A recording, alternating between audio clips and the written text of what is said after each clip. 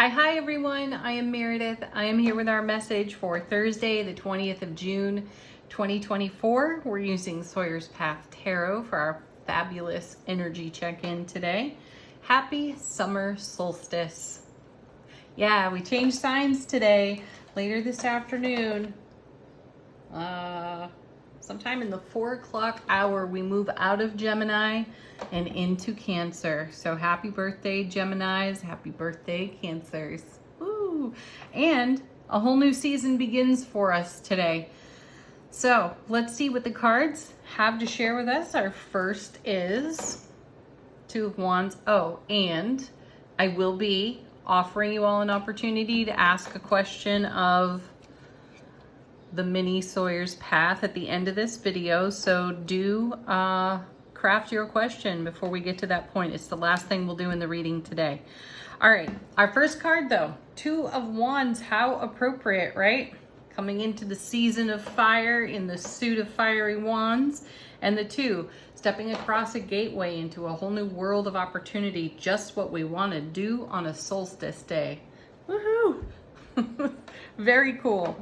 So recognize that the world is your oyster and the world is of your own making. How are you crafting your world, right? What kind of energy are you investing into or through your heart center? And how is that being made manifest out in front of you is a great question when you're seeing the Two of Wands. And it's also a great reminder that if you have not been putting much energy into certain aspects of your life experience, then now is the moment to do just that and get serious about it. Get real and authentic with it.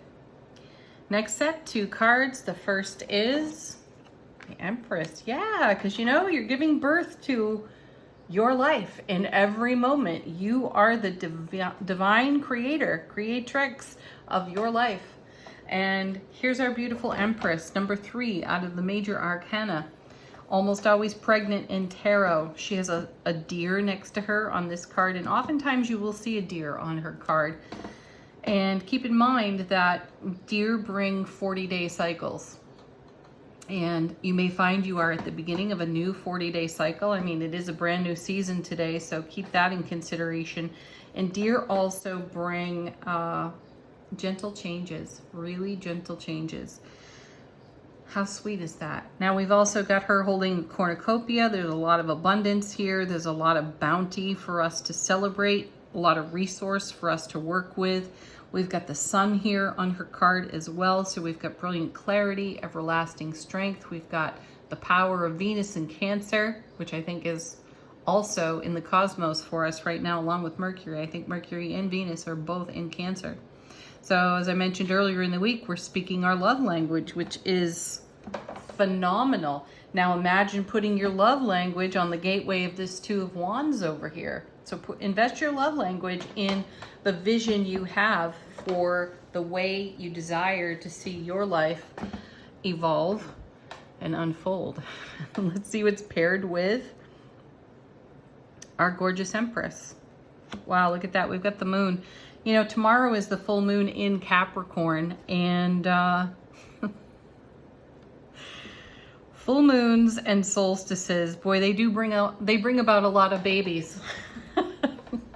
I've got friends that have, birthdays tomorrow. So full moon, solstice babies, look at that. What are you giving birth to? What's rising from your depth and coming through your being? How in your soulful presence, heart space awareness, being awake, aware, alert, and very intimate with your life, are you bringing the depths of your personality, aspects of your personality to life on your foundation in a new way? What I'm seeing here with these first 3 cards is a clean slate, fresh start with the self. How amazing is that? We've talked about it, we've banged on about it for weeks, months even, about this season of manifestation. And I'm switching up my initial thought on it being a season of manifestation. This is just how it goes now. Perhaps we're better at it, right? Because of all this spiritual journey work investment that we've made. But I also sense that our awareness is a lot higher. We've talked we've talked at length about upgrading, up-leveling our frequency and our vibe, and that makes everything a little bit easier for us. Now, has it been fun to navigate all the junk that we had to get out of the way? Some days are better than others. Collectively, and over a period of time, though, we have the scales of justice, let's say, have always favored our hearts being as light as a feather in the process. So it's worthy of the effort that we've put toward the things that stand in our way, where we've discovered we've limited ourselves. And in that discovery, by navigating it with love, unconditional love, kindness, compassion, we've been able to traverse a whole lot of self-imposed limitation to create a level of wild, free spirited, which we saw in yesterday's reading, spiritedness, so that we can live joyfully, liberated, and free. And I see that here. This is our fresh start, and manifestation is a big part of that. So, what are you doing? What are you not doing that would be great if you did? All right, next card. Well, looky there. There's the Ace of Cups. This is a phenomenon that happens on this tarot table quite a bit, almost as often as seeing the High Priestess card show up with the Death card. Those two, they're like magnetized to one another in my tarot decks. And so too, the Empress and the Ace of Cups. And I feel when you have your very heavily pregnant Empress about to give birth and you see the Ace of Cups sitting right there, now you know the water has broken. And that means that there is still some labor to come, though that labor is our investment of heart space, heart focused energy, our up-leveled frequency and vibe. We have to bring that through this gateway that's opened up for us for a whole new world of opportunity to continue to create in the love, bliss, joy, happiness of overflow coming out of this Ace of Cups. So it's rising from our depths. Pluto has something to do with that as well, and especially being retrograde for a good number of months before it settles direct in Aquarius in October. It's a big deal. I feel as if this is a sneak peek at our blessings, and it's a message from the multiverse that says, hey, get busy, start creating, start getting into this overflow. Yeah, and fulfill your vision. Here's the Queen of Pentacles. And as I so often do when we use Sawyer's Path, I remind you here, she's got a vision and it's in this thought bubble right here. Now take a look at the landscape she's in. It's very similar to her thought bubble. This is pure manifestation. This is more divine feminine energy as well. So we have the divine feminine with the top of tarot, mother of tarot, the Empress. And then we have it backed up now by the Queen of Pentacles. She is the mother, the home, the hearth, the children, and so on in tarot. So what we're doing is we're grounding the love, bliss, joy, and happiness to create an even more profound ripple effect in our life based on the overflow of this ace. That's fabulous. And now what is this queen? Look, she's got all of this backing her up. What is she looking at other than her thought bubble? Yeah, it's the Three of Swords. That's pretty exciting. I know that this card causes goosebumps and gasps of alarm usually when it's turned over because, just look at the card. 3 swords in your heart. Whoa. Remember that this is pain, loss, sorrow of the past. So there's been a tremendous amount of learning. So what happened here? Everyone's got a story. Everyone's got a tale to tell about their own 3 of Swords. And usually this has created some sort of declarative limitation. We declared, well, I will never do this again. I will never do that again. That was so horrible. I won't ever, right? And so what do? We freeze an experience in time with words like that, creating pain, loss, and sorrow out, or more pain, loss, and sorrow out of an already challenging situation. And then that sleeps deeply within us. And so when you have this Empress giving birth with an Ace of Cups energy, and you've got the Queen of Coins right after that staring at the Three of Swords, this is how we do it. We take a look at our limitations, our self-imposed limitations, and our belief system from programming, and we challenge it. And isn't that fabulous that we have the freedom to do that? Now, this is an opportunity to allow and heal and thrive, because look at what the cards are delivering. Aces take the sting out of everything. So what does that mean? We've got the Ace of Cups backing up the Queen of Coins, so she can look objectively at some of her most challenging moments and glean the life lesson from it, and upgrade in energy in the depths of the personality, the waking human consciousness, right? Do something different. We've talked about that over and over again, and quite a bit this week even. If you want a different result, you got to take a different action. So if you continue to look at the Three of Swords in a limited way, and you want a whole different experience, you've got to remove these limits from your path, and you have the divine and profound power to do so. So bring your soul to the party here, and let's move through the Three of Swords in a way where we garner the gains of our silver linings. Because every single one of us, while we all have a story, a Three of Swords story, we all have another story that has come out of it, where we recognize how those events, painful as they may have been, spared us from something far worse. So we begin to see our Three of Swords in a more grateful and appreciative way. So there's a lot of gratitude to be had right here in these cards. So bring the gratitude, channel it through your heart, and step through a gateway to a whole new world of experience. All right, bottom of the deck. What's going on behind the scenes? How is the universe serving us in a way that we aren't necessarily aware of? Look at this. Seven of Pentacles coming back around for us. Amazing, right?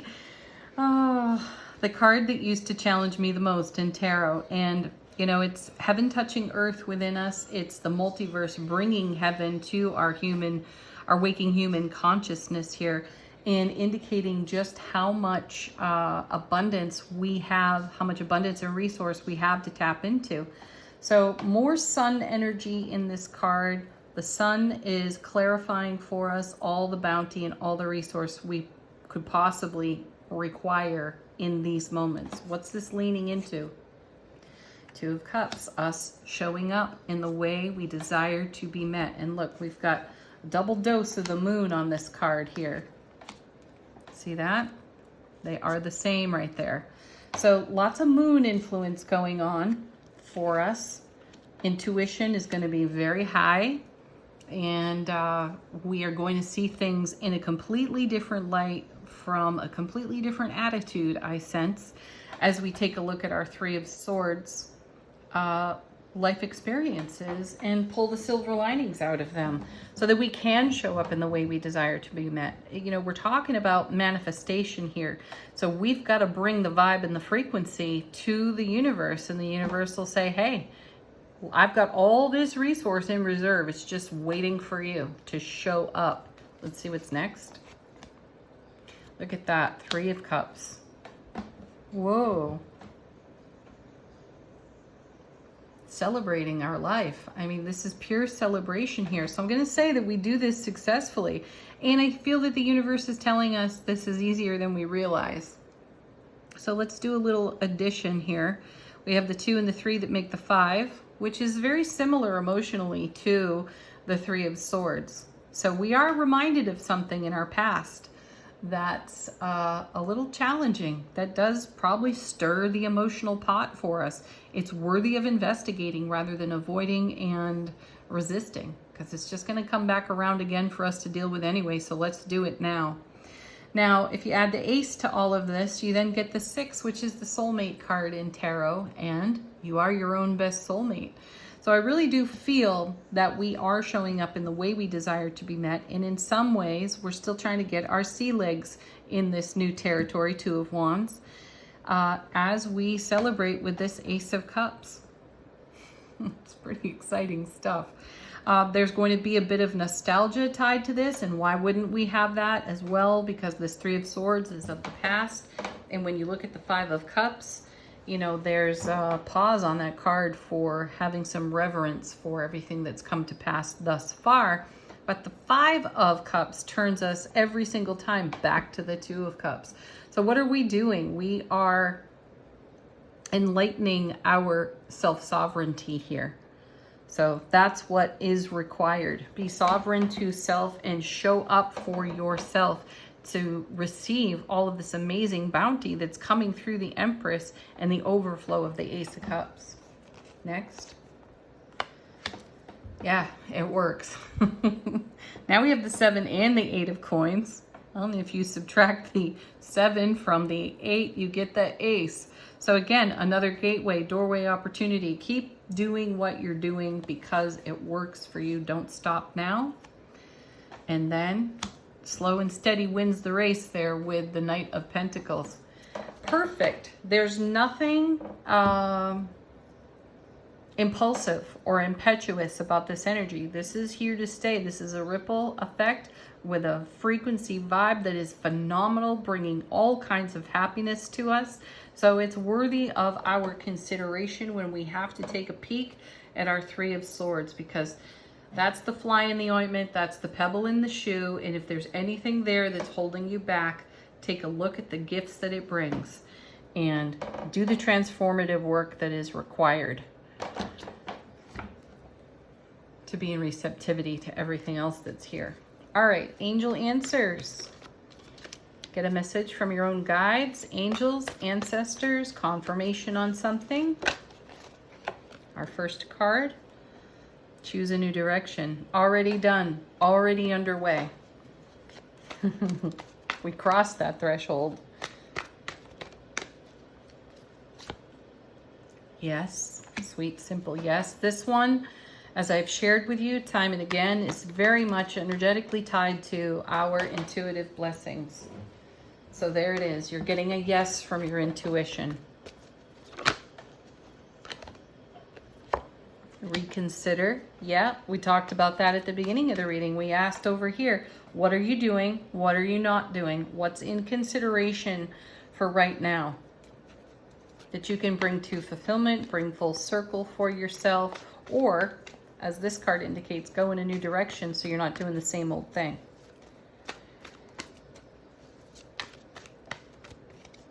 One more.